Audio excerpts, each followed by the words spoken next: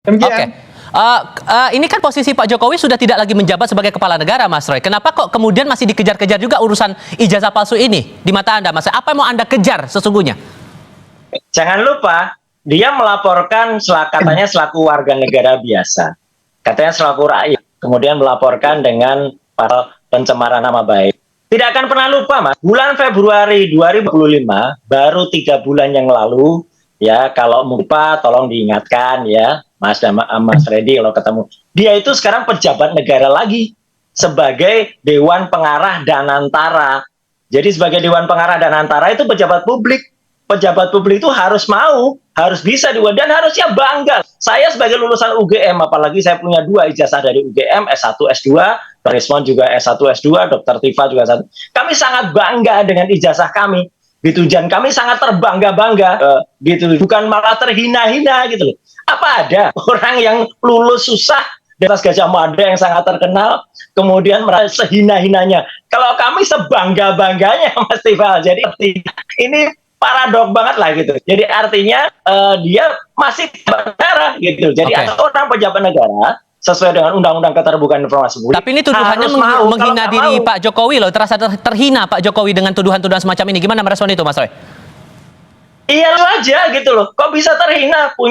Punya ijazah Universitas Gajah Mada kok terhina? Harusnya UGM juga merasa terhina gitu.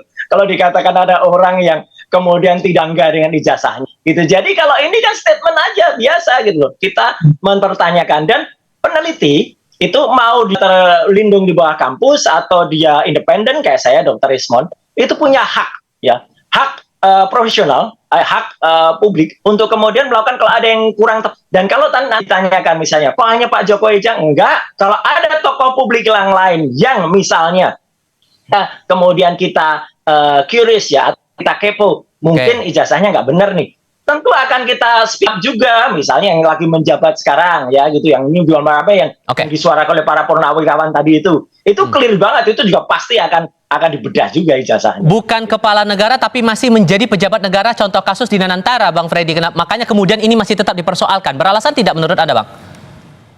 Itu kan alasan yang dicari-cari aja. Kemudian itu kan belakangan.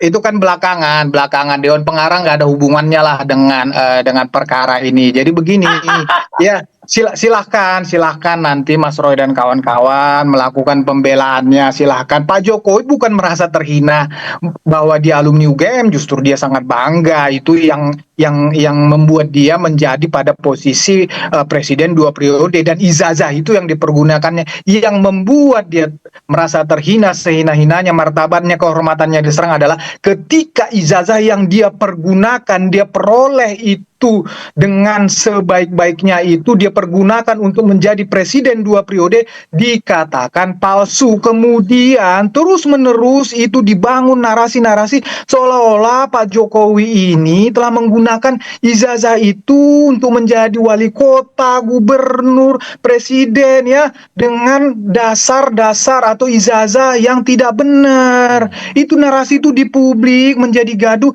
itu yang membuat Pak Jokowi menjadi terhina dan melapor, bukan karena beliau alumni UGM. Jangan dibolak-balik, Mas Roy. Oke, gimana Mas Roy? Artinya itu fakta kami pun dari UGM itu ya justru malah merasa bangga kalau misalnya ada ijazah kami. Dan soal antara belakangan bukan ya, saya ingat betul ya, saya bukan lupa, saya menyuarakan soal ijazah ini pada akhir Maret, itu pun setelah tanggal 15 Maret. Dr. Rismon Sianipar itu juga datang ke UGM pada saat pertama pada tanggal 15 Maret, dan kemudian dia melihat, kemudian dia mengungkapkan hipotesa, kemudian tambah lagi kader partai, yaitu pada 1 April itu semua Jokowi sudah menjadi Dewan Pengarah Danantara. Ya, seluruh publik menilai nih, Mas Tifa. Jokowi itu sudah, kalau misalnya dia November sudah jadi rakyat biasa, sampai dengan Januari, Februari itu dia belum apa-apa. Nah, kalau ada gugat ijazah di situ mungkin salah karena dia rakyat biasa. Nah, Februari jadi publik clear sekali ya, time-nya itu, time framing-nya itu tepat sekali. Jadi ketika Maret kita teriak, loh ini ada pejabat negara ya, harus mau dong itu dibuka. Dan ternyata faktanya siang ini fakta itu sudah bilang kalau mau menunjukkan keadilan, ternyata tidak mau di pengadilan. Ini kan sudah intisalah dengan statement-statementnya. Publik lah itu semua itu. Ini sudah banyak aduannya Bang Freddy. Menurut Anda aduan-aduan dari para pihak, dari Pradi Bersatu sudah melapor ke Polres Jakarta Selatan, Pak Jokowi langsung mengadu ke Mapolda Metro Jaya. Apakah ini akan berujung pada hukuman atau gimana Anda membaca prospeknya ke depan?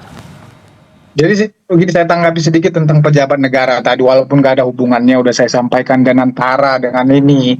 Cuman karena Mas Roy berargumen gitu tadi ini, mungkin lagi rame terakhir-terakhir ini bahwa BUMN itu ya dan antara itu tidak termasuk lagi pejabat negara, bahwa Dewan Pengawas, itu undang-undang KPK lain.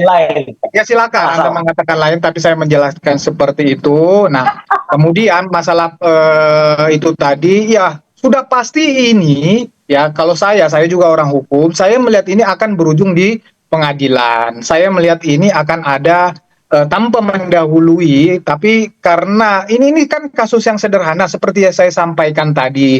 Ini ada tuduhan ijazah palsu yang rame terus di media, rame di publik, nah, kemudian dilaporkan. Ini kan kasus sederhana, tinggal dibuktikan, dan ini saya percaya akan bergulir terus di pengadilan dan akan ada vonis untuk ini yang dinyatakan. Dan bukti dari para pelapor ini cukup kuat menurut Anda Bang Freddy?